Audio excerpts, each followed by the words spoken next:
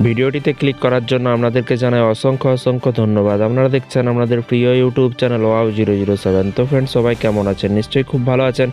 ইতিমধ্যে বড় আপডেট, রাজ্য সরকারি কর্মচারীদের ভিডিওটি সম্পূর্ণ দেখবেন এবং স্থায়ী অস্থায়ী চুক্তিভিত্তিক কর্মচারীদের জন্য দুর্দান্ত খবর, ভিডিওটি সম্পূর্ণ দেখবেন।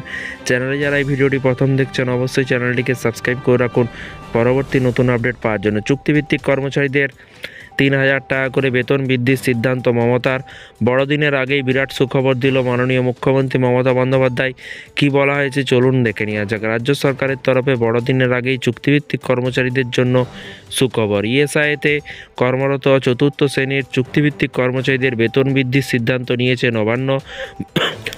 নভেম্বরের মাস থেকেই কার্যকর হবে এবং এই সিদ্ধান্ত যা চুক্তিভিত্তিক কর্মচারীদের জন্য বড় প্রাপ্তি। নবান্নের নির্দেশিকা অনুযায়ী কিন্তু ইএসআইতে চুক্তিভিত্তিক কর্মরত 818 জন চতুর্থ শ্রেণী কর্মী এতদিন প্রতি মাসে কিন্তু 12,000 টাকা করে বেতন পেতেন। নতুন সিদ্ধান্ত অনুযায়ী কিন্তু তাদের বেতন বেড়ে দাঁড়িয়েছে কিন্তু 15,000 টাকা, অর্থাৎ মাসিক বেতনে 3,000 টাকারও বৃদ্ধি হয়েছে। এই বর্ধিত বেতন নভেম্বর মাস থেকে কিন্তু কার্যকর হবে এবং আগামী মাস থেকে কিন্তু কর্মচারীরা তাদের বর্ধিত বেতন হাতে পাবেন। এবং ইএসআইতে কর্মরত চুক্তিভিত্তিক কর্মচারীদের এই বেতন বৃদ্ধি মুখ্যমন্ত্রী আগেও কিন্তু ঘোষণা করেছিল। ঘোষণা অনুযায়ী কিন্তু চলতি বছর বাজেট অধিবেশনে মুখ্যমন্ত্রী কর্মচারীদের বেতন বৃদ্ধি সংক্রান্ত কিন্তু বেতন বৃদ্ধির প্রতিশ্রুতি দিয়েছিল এবং তার জন্য রাজ্য সরকার 299 কোটি টাকা বরাদ্দ করেছিল। সেই পরিকল্পনায় অংশ হিসেবে ইএসআইতে কর্মরত চতুর্থ শ্রেণীর কর্মচারীদের বেতন বৃদ্ধি করা হয়েছে। 2013 সালে রাজ্যের বিভিন্ন সরকারি দপ্তরে চুক্তিভিত্তিক কর্মচারী নিয়োগের প্রস্তাব অনুমোদিত হয়েছে। মন্ত্রিসভার সেই সময় থেকে কিন্তু বিভিন্ন দপ্তরে গ্রুপ সি এবং গ্রুপ ডি স্তরে কর্মী নিয়োগ শুরু হয়। এর মাধ্যমে কিন্তু সরকারি দপ্তরগুলির কিন্তু কাজের গতি বাড়ানো হয়।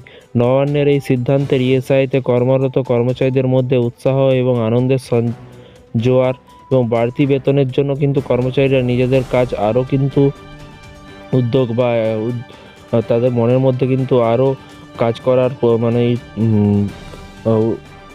উন্মোদন কিন্তু বাড়ছে এবং সঙ্গে এখানে কিন্তু আরও বলা আছে, দেখতে পাচ্ছেন, বাড়তি বেতনের জন্য কর্মচারীরা নিজেদের কাজের আরও কিন্তু উদ্যমের সঙ্গে কিন্তু করবেন বলে কিন্তু আশা করছে প্রশাসন।